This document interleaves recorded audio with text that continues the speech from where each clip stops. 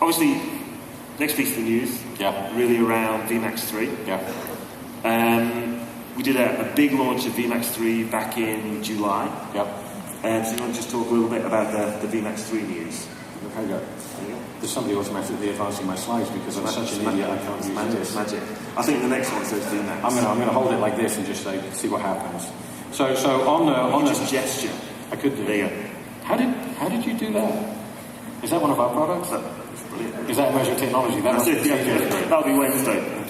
Yeah, so VMax, again, when we launched it originally, I spent a good couple of months trying to figure out whether VMax 3 was actually VMax 2, but slightly bigger.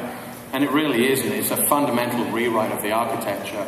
And what they've done is they've managed to separate basically the brains from the brawn. So they've separated the back-end storage from the front end. You know, and so we've actually got a tremendous amount of work we've done around it. We've introducing fast.x. And actually, we've got to a point now where we're introducing full support for XtremIO. So we've mentioned the beast. You can literally slot that beast in behind things like SRDF and Time Finder and give it actually the functionality. So in other words, the ilities that you would expect with VMax, but actually with any storage, and that includes things like cloud. So for the people in the audience who might not be that familiar with fast.x, what's the 2 minute on fast.x? So fast.x is the intent of it is to basically use an SLO driven, and you can create a tiered storage, so you can actually offset it. It's almost, if you think of like VMware with a hypervisor, and you're dropping workload onto different CPUs, and you've got a master controller. So fast.x in essence lets you, from a master controller, drop workloads onto a storage system behind.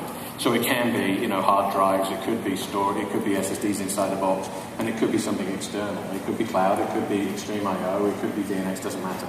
So the intent is it's almost like a consolidated storage platform. So it's like a converged play for storage in the enterprise if you encapsulate it and look through the VMax layers. So it's actually super clever stuff. And then we added recently, got a little picture up here, is we added the tech point. So this is you didn't think that I would be all over the place, did you? No, you probably did think I was all over the place. So this was obviously for at Mega Launch back in July. This was one of the big announcements, and I think for our customer base, this is one of the things that they've got most excited about.